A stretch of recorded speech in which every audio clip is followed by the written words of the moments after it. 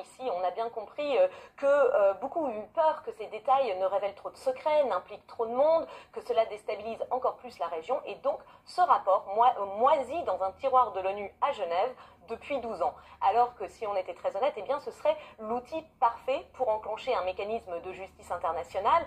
Un TPI pourrait être activé sur la base de ces données. Mais pour Bintou Keïta, qui est la chef de la mission de l'ONU en RDC, eh bien, tout cela ne dépend pas des Nations Unies. Il faut que ce soit une demande exprimée par l'autorité congolaise. Et les formes et les modalités doivent être décidées conjointement.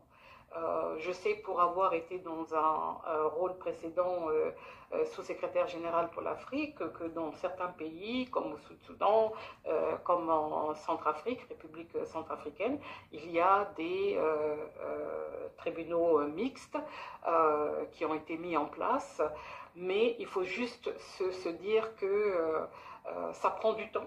Ce sont des discussions, ce sont des négociations, et je pense que ça prendra le même chemin à un moment donné quand il y aura une rencontre entre la volonté de l'État congolais et une discussion avec les